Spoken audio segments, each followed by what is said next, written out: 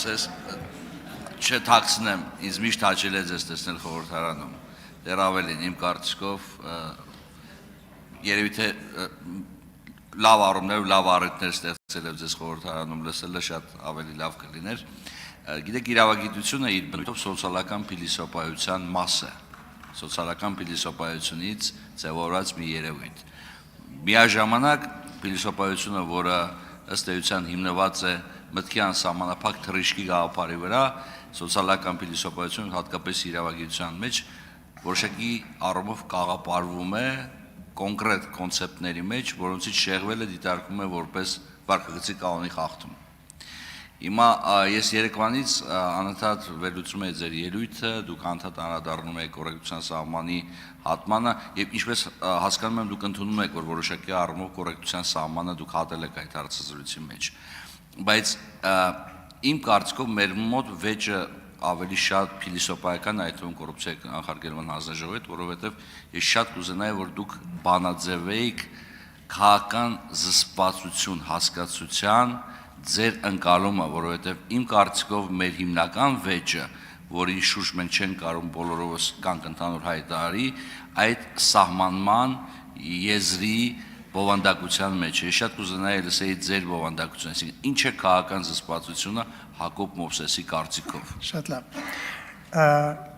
Երեկվա իմ ելույթում ես կարծեմ, թե մասամբ անդրադարձա այդ հարցին։ Ուրեմն ես ինչքան հասկանում եմ օրենսդրությունից, խոսքը վերաբերվում է վարքագծի սանձարձակություն թույլ չտալու։ Ես երբեք դա թույլ չեմ տվել եւ հետ այսօր էլ թույլ չեմ տա։ Ինչ վերաբերվում է քաղաքական զսպվածություն արտահայտությանը, գիտեք, դա ոմանք կարող են օգտագործել որպես գլավլիթ, որպես մտավորականի մտքերը արտահայտող մի ուրեմն արգելապատներ։ Ոմանք դրանով կարող են մտավորականին ուղարկել, չգիտեմ, շատ հեռուները։ Դրա մեկնաբանությունը կախված է մեր մտավորական կարողություններից։ Ես ընդունում եմ, որ այսօրվա մեր քաղաքական կյանքում պետք է լինի կոռեկտություն, զսպվածություն, որը ցավոք երբեմն չեմ տեսնում, բայց նորից կրկնում եմ, որ այդ զսպվածությունը մտավորականի խոսքի իրավունքը սահմանափակող հասկացություն չէ, մանավանդ եթե խոսքը վերաբերում է ոչ թե քաղաքական ներկա առկա իրավիճակներին, ենթադրենք Հայաստանի Հանրապետության ազգային ժողովում գործող դաշնակցություն խմբակցությանը,